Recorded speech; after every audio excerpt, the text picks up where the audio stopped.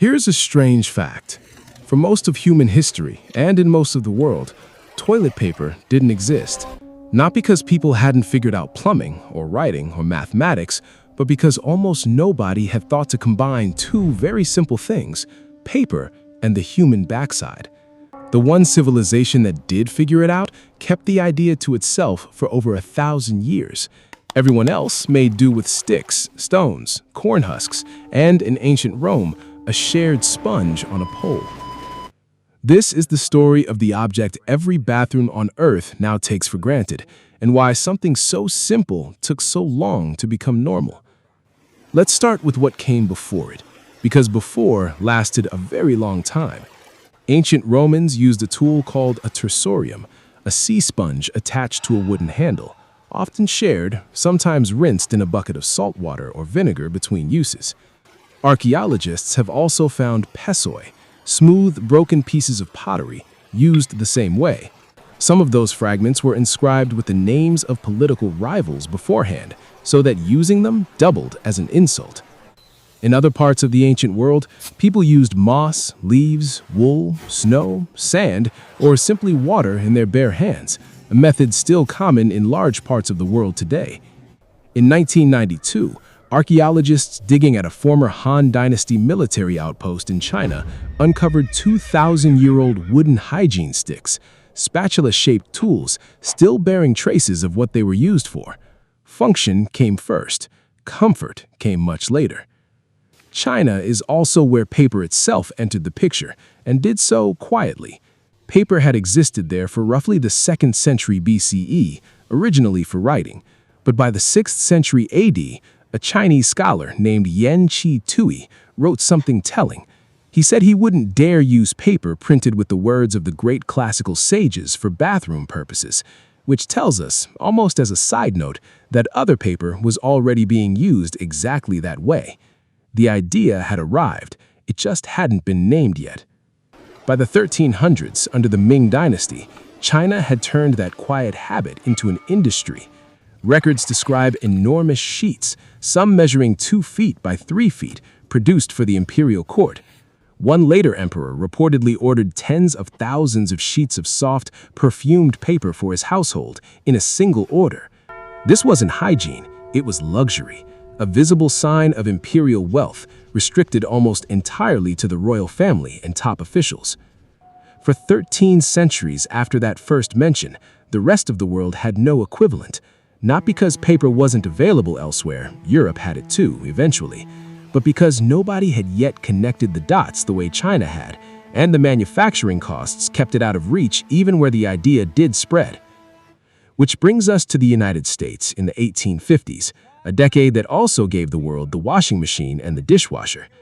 In 1857, a New York entrepreneur named Joseph Gayetty introduced something he called Gayetty's Medicated paper, sold in packages of flat sheets, each one watermarked with his own name. He wasn't shy about it either. His advertisements called it a grand discovery and the greatest blessing of the age. The public reaction was not what he'd hoped. Doctors and medical journals mocked the idea outright, especially his claim that the paper, infused with aloe, could cure hemorrhoids. One medical publication joked that surgeons who treated the condition were now out of a job, replaced by a simple piece of paper with a name stamped on it.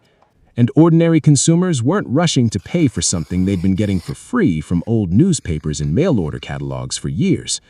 Gayetty had invented the product. He hadn't yet convinced anyone they needed to buy it. That took another development: plumbing. As indoor toilets and sewer systems spread through American and European homes in the late 1800s, a new problem emerged. Old newspaper and catalog pages didn't break down in pipes, and they clogged them. Suddenly, a product designed to dissolve safely wasn't a luxury, it was a practical requirement of modern indoor life. This is where the Scott Paper Company enters the story. In 1990, brothers Clarence and E. Irvin Scott began selling toilet paper on a roll, continuous, perforated, and far more convenient than individual sheets. But here's the interesting twist. Scott didn't put their name on it. In an era when even talking about bathroom habits was considered indecent, The company sold its paper through drugstores and other retailers under private labels, keeping their own name at a careful distance from a product nobody wanted to be publicly associated with. It wasn't until years later, once attitudes had shifted and the market had matured, that branded toilet paper, the kind with the company's name proudly on the package, became the norm. From there, the story becomes of gradual refinement, driven almost entirely for comfort.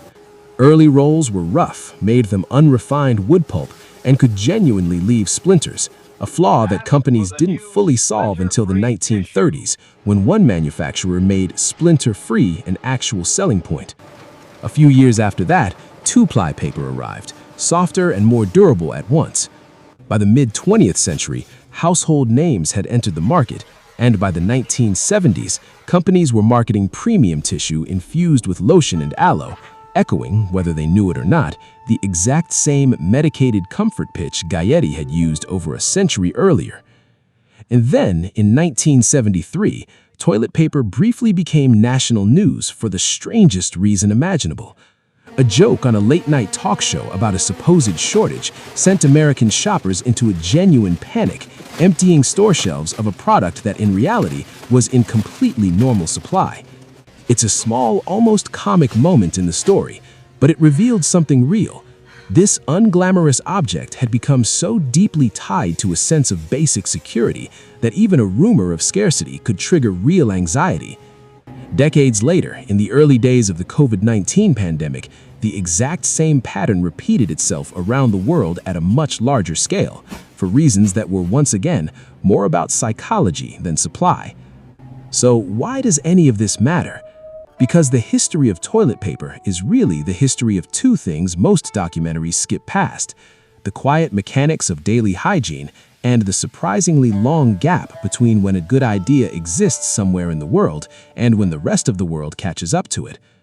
China had the answer over 1,000 years before anyone else adopted it, not because the idea was hard to copy, but because manufacturing, plumbing, and plain embarrassment all had to catch up first.